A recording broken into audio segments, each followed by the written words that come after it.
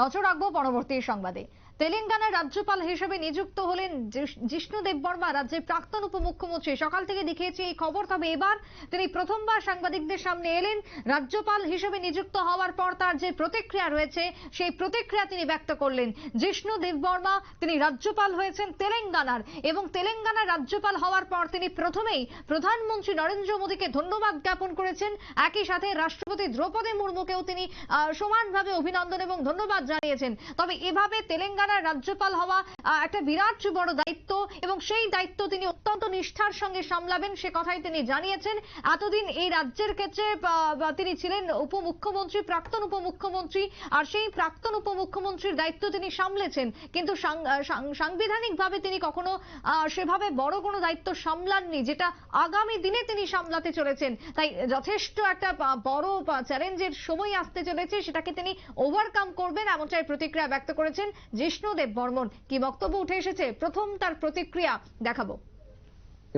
জন্ম হয়েছে ঠিক না, এখানে রাজনীতি শুরু আমার বিজেপি করা শুরু ত্রিপুরাতেই। সুতরাং ত্রিপুরার জন্য যদি কিছু পারা যায় আমি নিশ্চয় করবো। If there is 1% chance I will do. আমার দায়িত্ব ত্রিপুরার কাছে চিরকাল থাকবে।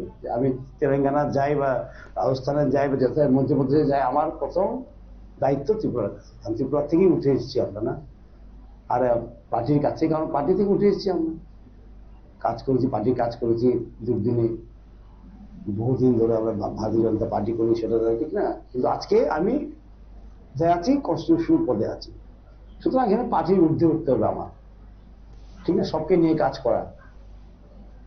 তো প্রাইম মিনিস্টার বলো না সবকা সাথ সবকা বিকাশ, সেটা গভর্নরকে করতেই হবে।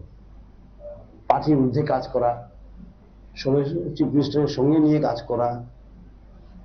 তেলেঙ্গানার উন্নতি যেমন হয়, এটা উন্নত স্টেটই মোটামুটি, হায়দ্রাবাদ আছে, এত আইটি হাব আছে এখানে, সেটাকে আরো কিভাবে কি রূপ দেওয়া যায়, চিফ মিনিস্টারের সঙ্গে আইডিয়া শেয়ার করা। আর ওখানে আইডিয়া শেয়ার করলে ত্রিপুরার সঙ্গে শেয়ার করা যাবে, কারণ idea is the main thing. আমি মন্ত্রী ছিলাম, আইডিয়া দ্য মেইন থিং। আমার একটা আইডিয়া ছিল বাই এ ভিলেজ টু, সেটা আজকে বেস্ট প্র্যাকটিস নীতি আয়োগ মেনে নিয়েছে সেটাকে। আইডিয়াটাই আসল। আমার মনে হয় অনেক কিছু আইডিয়া পাওয়া যাবে তেলেঙ্গানা থেকে, ত্রিপুরাতে আমরা লাগু করতে পারবো, ঠিক না। সেটাও আমি ত্রিপুরার মুখ্যমন্ত্রীর সঙ্গে কথা বলবো এসে।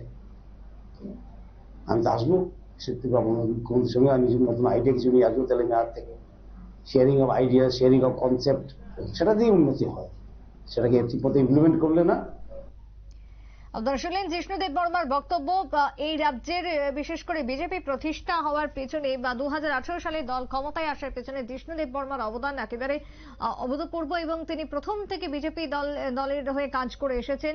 একের পর একটা তিনি পদ পেয়েছেন। তবে সেই জায়গায় দাঁড়িয়ে দিল্লির যে বরাবর রাজ্যের দিকে বা ত্রিপুরার দিকে নজর রয়েছে এবং সুন্দর দৃষ্টিভঙ্গি রয়েছে, আজকে তার প্রমাণ, এমনটাই বক্তব্য তিনি পেশ করেছেন রাজ্যপাল হওয়ার পর প্রথমবার তিনি সাংবাদিকদের সামনে। ছোট্ট বিরতির পর ফিরবো, সঙ্গে থাকুন।